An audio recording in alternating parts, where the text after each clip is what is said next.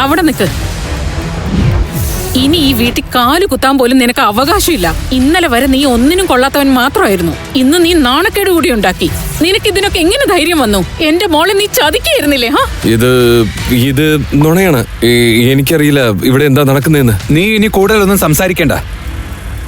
ഈ ഫോട്ടോസ് കണ്ടു കഴിഞ്ഞാൽ അത് നീയാണെന്ന കാര്യം എല്ലാവർക്കും മനസ്സിലാവും.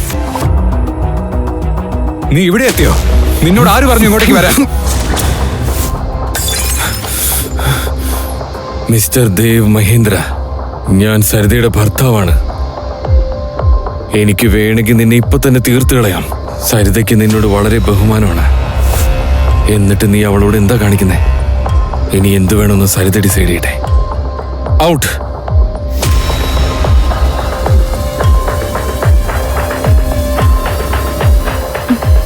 എന്നെ കൂടെ കിടത്താനുള്ള ധൈര്യം നിനക്ക് എങ്ങനെ വന്നു?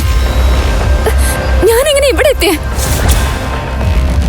ഞാൻ എങ്ങനെ വന്നേന്ന്? സരിത, ഞാൻ പറയുന്നൊന്ന് കേൾക്ക്. ആ ദേവമഹേന്ദ്രൻ നിന്നോട് മോശമായിട്ട് പെരുമാറാൻ നോക്കി. അവിടെ നിന്നെ ഒറ്റക്കിട്ടിട്ട് തിരിച്ചു വരാൻ എനിക്ക് തോന്നിയില്ല. അതുകൊണ്ട് നിന്നെ കൊണ്ടുവന്നു. അതാ സംഭവിച്ചത്. എനിക്കിപ്പോ ഓർമ്മ വന്നു ഇന്നലെ എന്താ സംഭവിച്ചെന്ന്. ഇതിന്റെ ഇടയിൽ ഞാൻ വിട്ടുപോയ കാര്യങ്ങളുണ്ട്. എത്ര ഇമ്പോർട്ടന്റ് വർക്ക് ഉണ്ടെന്നറിയോ? പക്ഷേ മഹേന്ദ്രയെ എന്തെങ്കിലും ചെയ്തേ പറ്റൂ. അയാൾ ഇത്ര വൃത്തികെട്ടവനാണെന്ന് എനിക്ക് അറിയില്ലായിരുന്നു. Let me just. അങ്ങനെ സരിത തന്റെ ലാപ്ടോപ്പ് തുറന്നു നോക്കി. ഇമെയിൽ ചെക്ക് ചെയ്ത് നോക്കിയപ്പോൾ അവൾ ഒരു മെയിൽ അതിൽ കണ്ടു. അത് കണ്ട് സരിത ഞെട്ടിപ്പോയി. ഇതെങ്ങനെ സംഭവിക്കാനാ? എന്റെ ഡ്രീം പ്രൊജക്ട് അപ്രൂവ് ചെയ്യില്ലെന്നും പറഞ്ഞ് ഈ ഓഫീസർ മെയിൽ അയച്ചിരിക്കുന്നു. നമ്മുടെ കമ്പനിയുടെ ഏറ്റവും വലിയൊരു പ്രോജക്റ്റാണ് നീ കാരണം നഷ്ടമായത്. ശരിക്കും പറഞ്ഞാൽ നീ ഫാമിലി ബിസിനസിന് ഒട്ടും യോഗ്യല്ല. ഈ ഗിൽ കൺസ്ട്രക്ഷന് ഇനി നിന്നെ ആവശ്യമില്ല. I hope that is clear. ഈ ഒരൊറ്റ മെയില് കാരണം എന്റെ ഈ ഡ്രീം പ്രൊജക്ട് വേറെ ആളുടെ കയ്യിലായി. മുത്തശ്ശൻ പറഞ്ഞു ഈ പ്രൊജക്ട് എന്റെ ഇന്ന് തിരിച്ചു മേടിക്കാന്ന്. ഇത് മാത്രമല്ല, എന്നെ കമ്പനിന്ന് പിരിച്ചുവിട്ടു. ഒരു പ്രോജക്റ്റ് കിട്ടിയില്ലെന്നുള്ള പേരില് എന്തിനാ വെറുതെ കമ്പനിന്ന് പുറത്താക്കുന്നേ? ഒരു അപ്രൂവൽ കിട്ടിയില്ലെന്ന് പറഞ്ഞ് നീ എന്ത് ചെയ്യാനാ?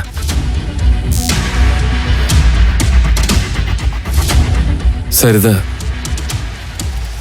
ഈ ലോകത്ത് ആരും എന്നെ മനസ്സിലാക്കുന്നില്ല. നീയെങ്കിലും എന്നെ മനസ്സിലാക്കുമെന്ന് ഞാൻ വിചാരിച്ചത്. ഒരിക്കലെങ്കിലും നിനക്ക് വേണ്ടി എന്തെങ്കിലും ചെയ്യാനുള്ള അവസരം എന്താ? ഓ, അതായത് നീ നിന്നെ തന്നെ അതിബുദ്ധിമാനായിട്ടാണോ കണക്കാക്കുന്നേ? നിനക്ക് എന്ത് ചെയ്യാൻ പറ്റും? എന്റെ കൂടെ വാ. നിന്റെ മുത്തശ്ശനോട് സംസാരിക്കാം നമുക്ക്. ഈ പുതിയ ബിൽഡിംഗിന്റെ പ്രോജക്റ്റ് ഗിൽ കൺസ്ട്രക്ഷന്റെ ഏറ്റവും വലിയൊരു സ്വപ്നമാണ്. പക്ഷെ അത് നീ നിസ്സാരമായിട്ടാണ് കണ്ടത്. വൈ? മുത്തശ്ശ, ഐ ഫീൽ ലൈക്ക്. എന്തുകൊണ്ടാണ് നിനക്കത് ചെയ്യാൻ പറ്റാതെ പോയത്? ഞാൻ ഈ പ്രോജക്റ്റ് നിന്റെ കസിൻ ശൗര്യക്ക് കൊടുക്കാൻ പോവുകയാണ്. ഇന്നു മുതൽ അവനായിരിക്കും ഈ പ്രോജക്റ്റ് ഹാൻഡിൽ ചെയ്യുക. മുത്തശ്ശ, പ്ലീസ്, ശൗര്യക്ക് ഈ പ്രൊജക്ട് കൊടുക്കുന്നതിന് മുമ്പ് എനിക്ക് ഒരു അവസരം കൂടെ തരാമോ? പ്ലീസ് മുത്തശ്ശ. പക്ഷേ ഈ അവസരം നീ ശരിക്കും ഉപയോഗിച്ചില്ലെങ്കിൽ പുറത്തു പോകേണ്ടി വരും. I hope I am clear on that. ശരി മുത്തശ്ശ, അബ്സല്യൂട്ട്ലി. പറയൂ സരിത മാഡം, എന്താ കാര്യം?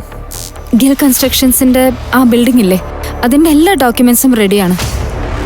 മാത്രമല്ല എല്ലായിടത്തും റൂൾസും റെഗുലേഷൻസും ഒക്കെ കറക്റ്റാണ്. എന്നിട്ടും ഞങ്ങൾക്ക് അപ്രൂവൽ കിട്ടിയില്ല. അത് എന്തുകൊണ്ടാണെന്ന് അറിയാൻ വേണ്ടിയാണ് ഞാൻ ഇവിടെ വരെ വന്നത്. ഞാൻ പറഞ്ഞിട്ട് അങ്ങനെയൊക്കെ ചെയ്ത.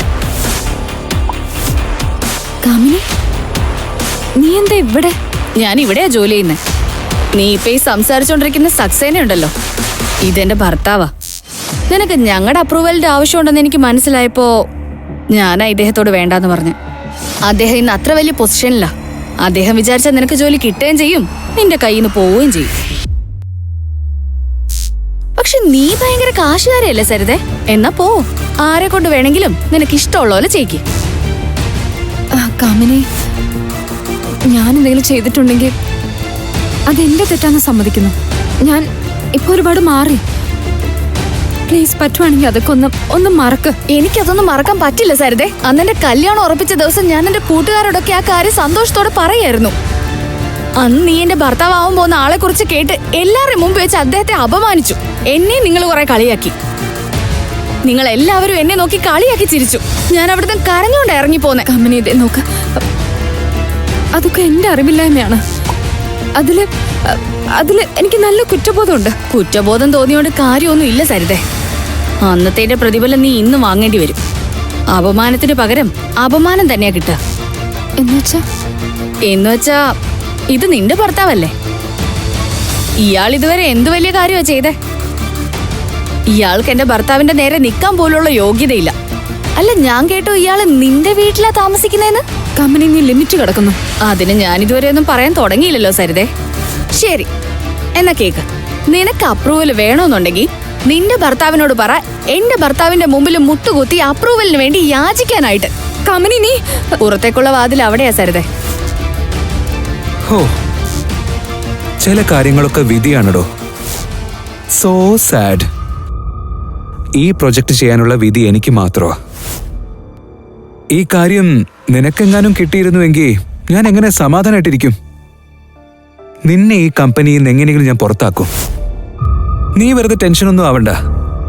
ഞാനില്ലേ, എല്ലാത്തിനും വഴി ഞാൻ കണ്ടുപിടിച്ചു. നീ തൽക്കാലം വീട്ടിൽ പോയി റെസ്റ്റ് എടുക്ക്. നിന്റെ ഒന്നിനും കൊള്ളാത്ത ഭർത്താവിന്റെ കൂടെ. അവന് കഞ്ഞിയൊക്കെ വെച്ചു കൊടുത്ത് നല്ല ഭാര്യയായിട്ടിരിക്കെ. അല്ല, നിന്റെ ഭർത്താവിനെ കാണുന്നില്ലല്ലോ. അവൻ നിന്റെ കൂടെ അപ്പോ വന്നില്ലേ?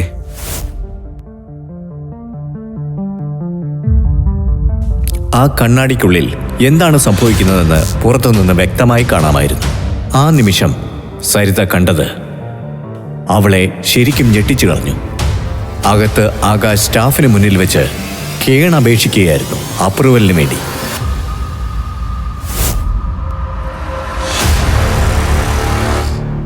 സത്യം പറഞ്ഞാ നിന്നെ ഒരുപാട് സ്നേഹിക്കുന്നുണ്ട് അയാള്.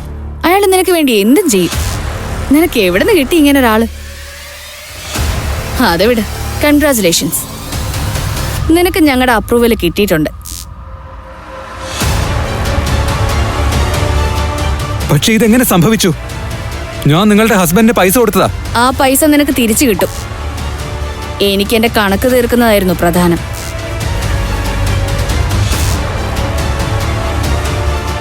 നീ എന്താ നിന്നെ പറ്റി വിചാരിച്ച്?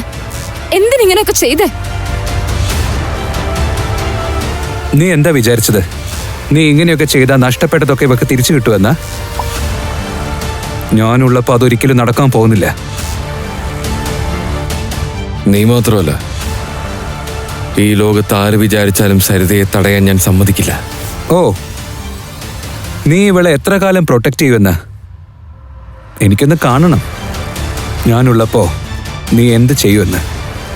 നിങ്ങളുടെ ബന്ധം തന്നെ ഇല്ലാതാവും. ഓ, അങ്ങനെയാണോ? എന്നാ നമുക്ക് നോക്കാം. ഞാൻ ഈ ആകാശിനോട് ഒരു ജോലിയാ പറഞ്ഞത്. അതുപോലും അയാളെ കൊണ്ട് നടക്കില്ല. ഇപ്പൊ കുറച്ചധികം നെകളിക്കാൻ തുടങ്ങിയിട്ടുണ്ട്, കണ്ടില്ലേ? ആകാശിനെയും സരിതയെയും നമുക്ക് നാണം കെടുത്തി വിടണം. അതിന് ആകാശിനെ തന്നെ ആയുധമാക്കണം. ഈ 10 പൈസയ്ക്ക് വിലയില്ലാത്തവൻ ഇട്ടേക്കുന്നത് ഇത്രയും വിലയുള്ള സൂട്ട് അങ്ങോട്ട് ശരിയാവുന്നില്ലല്ലോ. സരിത, വെൽക്കം മോളെ. Akash, welcome to the party. Come, let's have a drink. വരൂ. എന്താന്നറിയില്ല, സരിതയ്ക്ക് ഈയിടെയായിട്ട് ഇവനെ ഭയങ്കര കാര്യമാണ്. എന്താ ഇവക്ക് പറ്റിയെന്നറിയില്ല.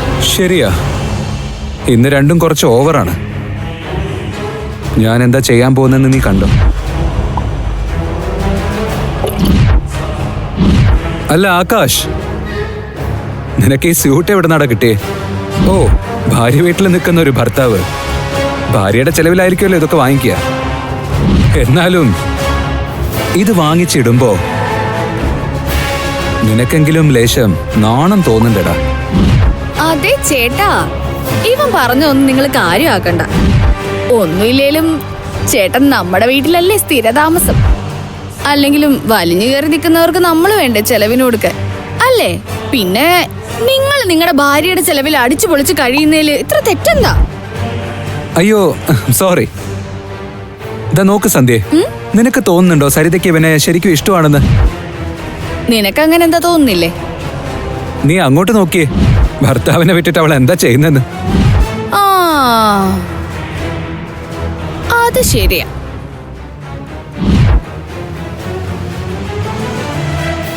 ഒന്നുമില്ലെങ്കിലും ഇന്നത്തെ ദിവസം അവൾക്ക് അവളുടെ ഭർത്താവിനെ ഇങ്ങനെ ഒറ്റയ്ക്ക് വിടാൻ പാടില്ലായിരുന്നു.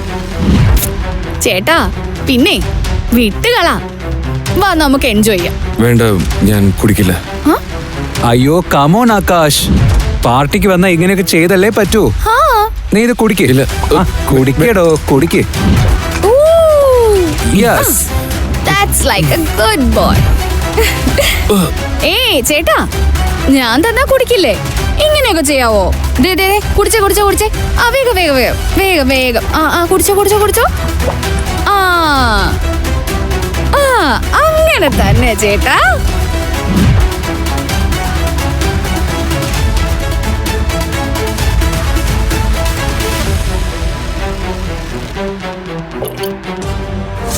എല്ലാവരും ഇങ്ങോട്ടേക്കൊന്ന് ശ്രദ്ധിച്ചേ.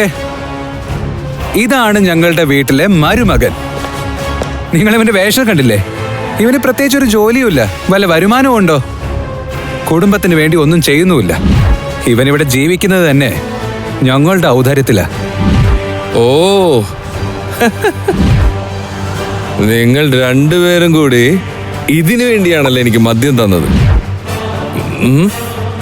നീ എന്റെ മനസ്സിലുള്ളത് കേൾക്കാൻ ആഗ്രഹിച്ചിരിക്കുകയല്ലേ? എന്നാ കേട്ടോ. നീയുണ്ടല്ലോ നല്ല ഒന്നാം തരം കള്ളനും ഒരു കഴിവുമില്ലാത്തവനാ. ഗിൽ കൺസ്ട്രക്ഷൻസ് സ്വന്തമായിട്ടുള്ളത് കൊണ്ട് മാത്രമാ നീ ജീവിക്കുന്നേ. നീ സരിതയെ തോൽപ്പിക്കാൻ പിന്നിൽ നിന്ന് കളിക്കുകയല്ലേ? നീ ഒരു നിലപാടില്ലാത്തവനല്ലേ? നീ അത് തോന്നിവാസോടെ പറയുന്നേ. നിർത്ത്, മതി, വായടക്ക്. ഞാൻ ഇനിയും പറഞ്ഞു കഴിഞ്ഞില്ല. ഈ ബിസിനസ് നിന്റേതാക്കി എടുക്കാനായിട്ട് ഓരോ കരുക്കളായിട്ട് നീക്കുകയാണ്. നീ നിന്റെ അച്ഛൻ നീരജ് ഗില്ലിനോടൊപ്പം ചേർന്ന് മുത്തശ്ശനോട് ഓരോന്ന് പറഞ്ഞ് എല്ലാം കൈക്കലാക്കി സരിതയെ പുറത്താക്കാനല്ലേ നോക്കുന്നേ? Akash, stop it. നീ എന്താ ഇവിടെ കാണിച്ചുകൊണ്ടിരിക്കുന്നത്? മുത്തശ്ശ മുത്തശ്ശ മുത്തശ്ശ മുത്തശ്ശ, നിങ്ങൾ എന്താ ചെയ്യണേന്ന് എനിക്ക് നന്നായിട്ട് അറിയാം. വെറുതെ കാണിക്കാൻ വേണ്ടി നിങ്ങൾ സരിതയ്ക്ക് അവസരങ്ങൾ കൊടുക്കുന്നു. പക്ഷെ നിങ്ങളുടെ ഉള്ളിന്റെ ഉള്ളിൽ ശൗര്യം മാത്രമാ ഉള്ളേ. ഒരു വെടിക്ക് രണ്ട് പക്ഷി. ശൗര്യ കമ്പനിയിലും കയറ്റാം, സരിതയെ പറഞ്ഞ് വിടുകയും ചെയ്യാം. You are disgusting. ആകാശ്, നിന്റെ നില മറക്കരുത്. ഇത് ഞങ്ങളുടെ മുത്തശ്ശനാ. നിന്നേക്കാൾ പ്രായം കൊണ്ടും പദവി കൊണ്ടും സ്ഥാനം കൊണ്ടും മേളില. സന്ധ്യേ, എന്റെ സന്ധ്യേ, നിന്നെ കുറിച്ച് പറഞ്ഞില്ലല്ലോ. എനിക്ക് നന്നായിട്ട് അറിയാം സരിതയെ തോപ്പിക്കാൻ വേണ്ടി നീയും ശൗര്യയും പ്ലാൻ ചെയ്യുന്നുണ്ടെന്ന്. കാരണം നീ ശൗര്യയുടെ അമ്മാവന്റെ മകളല്ലേ. എന്തൊക്കെ പറഞ്ഞാലും നിങ്ങള് രണ്ടുപേരും ഒരുപോലെ തന്നെയാ ചിന്തിക്കുന്നേ. സരിതയെ തോൽപ്പിക്കാനുള്ള കാര്യം വരുമ്പോ പ്രത്യേകിച്ച് നിങ്ങൾ രണ്ടുപേരും ഒറ്റക്കെട്ടാ. എനിക്കറിയാം നിങ്ങൾ എനിക്ക് മദ്യം തന്നത് ഞാൻ സരിതയെ കുറിച്ച് മോശമായിട്ട് പറയാനാ അല്ലേ? പക്ഷെ നിങ്ങളുടെ പ്ലാൻസ് ഒക്കെ തെറ്റിപ്പോയി. ഞാൻ സരിതയുടെ ഒപ്പം തന്നെയാ. ഞാൻ ഉള്ളിടത്തോളം കാലം സരിതയെ ആർക്കും ഒരു ചൂക്കും ചെയ്യാൻ സാധിക്കില്ല. മനസ്സിലായോ? ശൗര്യ, സരിത നിങ്ങൾ എല്ലാവരെക്കാളും നല്ല കഴിവുള്ളവളാണ്. നിങ്ങൾ എന്തൊക്കെ പ്ലാൻ ചെയ്താലും, നിങ്ങൾ എന്തൊക്കെ ചതി ചെയ്താലും അവസാന വിജയം അവളുടെ ഒപ്പമായിരിക്കും. നീ നിന്റെ വായൊന്ന് അടച്ചു വെക്കുന്നുണ്ടോ? ഇപ്പൊ തന്നെ നീ എന്തൊക്കെ തോന്നിവാസാടാ പറഞ്ഞ് ഇറങ്ങി പോടാ ഇവിടുന്ന്. ഇന്ന് നിങ്ങൾ രണ്ടുപേരും ചെയ്തത് വളരെ നാണം കെട്ട പരിപാടിയാണ്. ഒരാളെ ഇൻസൾട്ട് ചെയ്യാൻ വേണ്ടി ഇത്രയ്ക്ക് തരം താഴ്ന്നു പോകുന്ന എനിക്ക് അറിയില്ലായിരുന്നു. ഇനി മുതല് ആകാശിനെ കുറിച്ച് എന്തെങ്കിലും പറയണമെന്നുണ്ടെങ്കിൽ ഒരു കാര്യം ഓർത്തു വെച്ചോ, ഇദ്ദേഹം എന്റെ ഭർത്താവാണ്.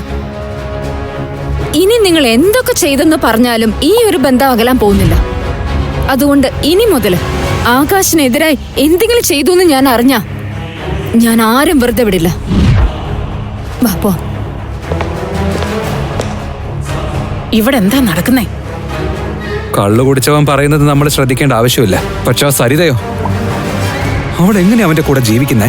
അതിന് നമ്മളിപ്പോ എന്താ ചെയ്യാ? സരിതയുടെ അച്ഛൻ ഈ ഒന്നിനും കൊള്ളാത്തവനെ പിടിച്ച് നമ്മുടെ തലയെ വെച്ചത്. ചെയ്യാൻ പറ്റും. നമുക്ക് ഒരുപാട് കാര്യങ്ങൾ ചെയ്യാൻ പറ്റും. അതിനാദ്യം വേണ്ടത് അവരെ രണ്ടുപേരെയും തമ്മിൽ പിരിക്കുക എന്നുള്ളതാ. അതെങ്ങനെയാ?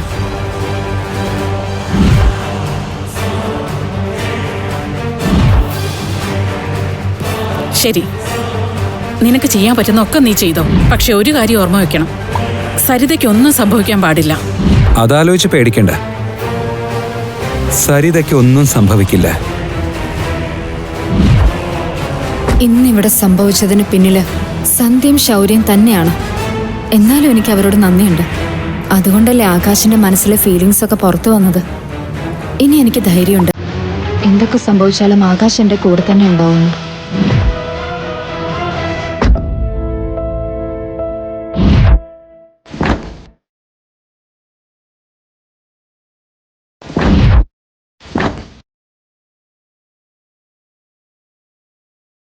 സരിത, എനിക്ക് നിന്നെ ഒരുപാട് ഇഷ്ടമാണ്. സോറി, അവിടെ വെച്ച് അങ്ങനെ പെരുമാറിയതില് നിന്നോട് ഞാൻ മാപ്പി ചോദിക്കാം. സരിത, നിനക്ക് വേണ്ടി ഞാൻ എന്തും ചെയ്യാൻ തയ്യാറാ. നിനക്ക് വിഷമം വരുന്ന കാര്യങ്ങളൊന്നും ഞാൻ ചെയ്യില്ല. എന്നും നിന്റെ കൂടെ തന്നെ ഞാൻ കാണും. നിന്നെ ഒരിക്കലും ഞാൻ ഒറ്റയ്ക്ക് വിടില്ല.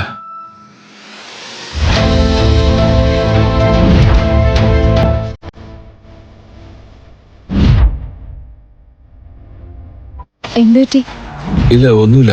നിങ്ങൾക്ക് എന്തെങ്കിലും പ്രശ്നമുണ്ടെങ്കിൽ എന്നോട് തുറന്നു പറയാട്ടോ. ശൗര്യ അയച്ച ആ മെസ്സേജിൽ അഹാന്റെ ഒരുപാട് ഫോട്ടോസ് ഉണ്ടായിരുന്നു. അതിലവൻ മറ്റൊരു പെണ്ണിനൊപ്പമായിരുന്നു, അതും വിവസ്ത്രനായി. രണ്ടുപേരും ഒരു കിടക്കയിലായിരുന്നു. അപ്പോൾ ആകാശിന് മറ്റൊരു മെസ്സേജ് കൂടി വന്നു. നിന്റെ ഈ ഫോട്ടോസ് എല്ലാം സരിതയെന്ന് കാണും. പെട്ടെന്ന് വീട്ടിലേക്ക് ചെല്ലാൻ നോക്കാം. ഈ മെസ്സേജ് കണ്ടപ്പോൾ ആകാശിന് വല്ലാത്ത പരിഭ്രമമായി. അവിടെ നിൽക്ക്. ഇനി ഈ വീട്ടിൽ കാലു കുത്താൻ പോലും നിനക്ക് അവകാശമില്ല. ഇന്നലെ വരെ നീ ഒന്നിനും കൊള്ളാത്തവൻ മാത്രമായിരുന്നു. ഇന്ന് നീ നാണക്കേട് കൂടി ഉണ്ടാക്കി. നിനക്ക് ഇതിനൊക്കെ എങ്ങനെ ധൈര്യം വന്നു? എന്റെ മോളെ നീ ചതിക്കായിരുന്നില്ലേ? ഇത് നുണയാണ്. എനിക്കറിയില്ല ഇവിടെ എന്താ നടക്കുന്നതെന്ന്. നീ ഇനി കൂടുതലൊന്നും സംസാരിക്കണ്ട. ഈ ഫോട്ടോസ് കണ്ടു കഴിഞ്ഞാൽ അത് നീയാണെന്ന കാര്യം എല്ലാവർക്കും മനസ്സിലാവും. ഇത് പറഞ്ഞുകൊണ്ട് ശൗര്യ സരിതയുടെ കയ്യിലേക്ക് ഫോൺ കൈമാറി. സരിത ഞെട്ടലോടെ എല്ലാ ഫോട്ടോയും കണ്ടു. അവളുടെ കണ്ണുകൾ നിറയാൻ തുടങ്ങി. വിശ്വസിക്കാനാവാതെ അവൾ ആകാശിന്റെ മുഖത്തേക്ക് നോക്കി. ഇത് വിശ്വസിക്കരുത്. ഇവരെല്ലാവരും കൂടി നമ്മുടെ ജീവിതം നശിപ്പിക്കാൻ നോക്കുക. എനിക്കറിയില്ല ഈ ഫോട്ടോസ് എവിടെന്നാ വന്നതെന്ന്, എങ്ങനെയാ വന്നതെന്ന്. ഇവരെല്ലാവരും കള്ളം പറഞ്ഞുകൊണ്ടിരിക്കുക. ആണോ? എങ്കിൽ സത്യം എന്താന്ന് നിങ്ങൾ തന്നെ പറ. പൈസക്കുള്ള ആർത്തി കൊണ്ടല്ലേ നിങ്ങൾ കല്യാണം കഴിച്ചത്. പക്ഷെ പണത്തോടുള്ള നിങ്ങളുടെ ആർത്തി ഇതുവരെ തീർന്നിട്ടില്ല. നിങ്ങള് എന്ത് ബന്ധത്തിന്റെ കാര്യമാ പറഞ്ഞേ? അതിന് അങ്ങനെ ഒരു ബന്ധം ഇതുവരെ ഇല്ലല്ലോ. സരിത നിറകണ്ണുകളോടെ എല്ലാവരുടെയും മുഖത്തേക്ക് നോക്കി. സരിത, നിന്റെ മുമ്പിലുള്ളത് ഡിവോഴ്സ് പേപ്പറാണ്. മിണ്ടാതെ സൈൻ ചെയ്തോ. ഈ മനുഷ്യന്റെ കൂടെ ഇനി ഒരു മിനിറ്റ് കൂടി നീ ജീവിക്കരുത്. ഒരിക്കൽ കൂടി സരിത ആകാശിന്റെ മുഖത്തേക്ക് നോക്കി. അവളുടെ കണ്ണുകളിൽ കണ്ണുനീർ കണ്ട് ആകാശിന്റെ ഹൃദയം തകർന്നു. സരിത ഉറച്ച കാൽവയ്പുകളോടെ ആ ടേബിളിനടുത്തേക്ക് നടന്നു. അവിടെ ഡിവോഴ്സ് പേപ്പറുകൾ ഉണ്ടായിരുന്നു. ഇത് കണ്ട് ആകാശിന്റെ നെഞ്ചിടിപ്പ് കൂടി.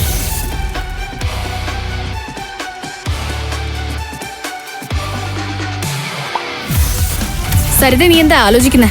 പേപ്പേഴ്സിൽ സൈൻ ചെയ്. എന്നിട്ട് ഇയാളിന്ന് രക്ഷപ്പെടാൻ നോക്ക്. അല്ലെങ്കിൽ തന്നെ അപമാനം അല്ലാതെ ഇയാൾ നിനക്ക് എന്താ തന്നിട്ടുള്ളേ? സന്ധ്യ പറയുന്നത് ശരിയാണ് സരിത. ഈ പേപ്പറിൽ സൈൻ ചെയ്ത് അവന്റെ മുഖത്തേക്ക് എറിയ. നിന്നെ ചതിക്കാനും മാത്രം ധൈര്യം ഇവനുണ്ടായോ? പെട്ടെന്ന് സരിത തന്റെ കയ്യിലിരുന്ന പേന വലിച്ചെറിഞ്ഞു.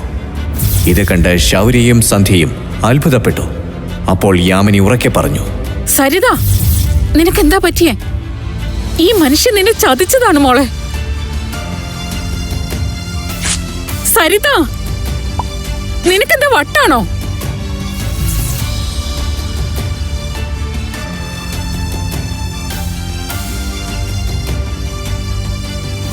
ആദ്യം അമ്മ എനിക്ക് വട്ടാണ്.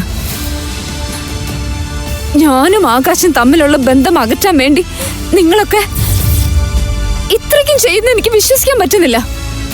മാത്രമല്ല അമ്മ ഇവര് പറയുന്നത് കണ്ണടച്ച് വിശ്വസിക്കുവാണോ?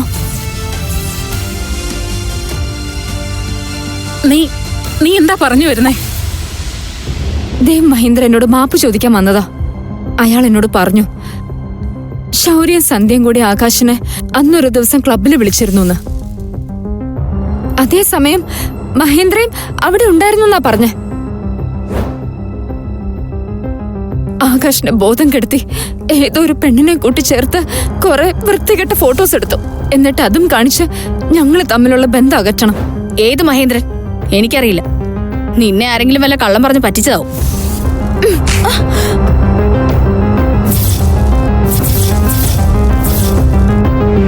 ദേവ് മഹേന്ദ്ര എന്റെ അടുത്ത് വന്നത് ഫുൾ CCTV ഫുട്ടേജുമായിട്ടാണ്. എല്ലാ തെളിവുകളും എന്റെ തന്നു കഴിഞ്ഞു. ഇത്രയൊക്കെ സംഭവങ്ങളും നടന്നിട്ടും ആകാശ് ഒന്നും പറയുന്നില്ല. കാരണം അദ്ദേഹത്തിന് ഈ ബന്ധം തകർക്കാൻ താല്പര്യമില്ല. പക്ഷെ നിങ്ങളെല്ലാവരും ഓരോ കാരണങ്ങൾ ഉണ്ടാക്കി ഞങ്ങളുടെ ബന്ധം തകർക്കാൻ എന്തിനാ ശ്രമിക്കുന്നേ?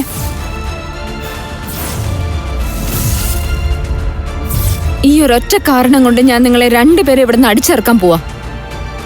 അത് വേണ്ടെന്നുണ്ടെങ്കിൽ നിങ്ങൾക്ക് സ്വയം ഇവിടുന്ന് ഇറങ്ങിപ്പോവാം. ഇനി മേലാൽ ഈ വീടിന്റെ പടി കിടക്കാന്ന് നിങ്ങൾ ആഗ്രഹിക്കാൻ കൂടി പാടില്ല.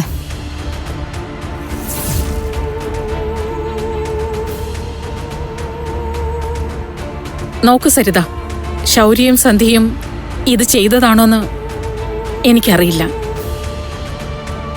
ഞാൻ പോവാണ്. നിങ്ങൾ സന്തോഷമായിട്ടിരിക്കും. ഇങ്ങനെയൊക്കെ സംഭവിച്ചു എന്ന് എന്നോട് നേരത്തെ ഒന്ന് പറയാറുന്നില്ലേ? കുറച്ചെങ്കിലും എന്നെ ഒന്ന് വിശ്വസിച്ചുവിടായിരുന്നോ?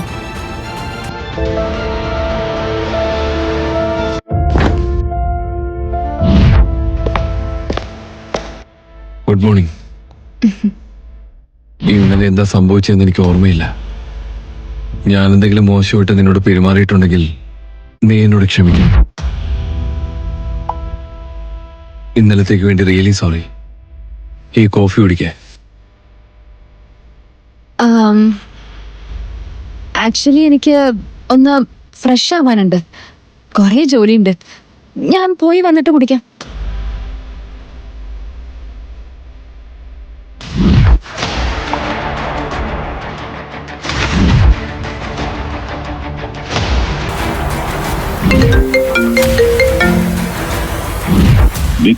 വിക്രം സംസാരിക്കുന്നത്. ഇപ്പൊ എന്തിനാ വിളിച്ചേ? നിങ്ങളുടെ ലൈഫിനെ കുറിച്ച് നിങ്ങൾ എന്താണ് തീരുമാനിച്ചിരിക്കുന്നത്? ഞാൻ എത്ര പ്രാവശ്യം പറയണോ എന്റെ പുറകെ വരരുതെന്ന്? എന്നെ ഇടയ്ക്കിടയ്ക്ക് ഇങ്ങനെ വിളിക്കല്ലേ. ഞാൻ യഥാർത്ഥത്തിൽ ആരാണെന്ന് മറ്റാരും അറിയാൻ ഞാൻ ആഗ്രഹിക്കുന്നില്ല. അതെന്നും രഹസ്യമായി തന്നെ ഇരിക്കണം.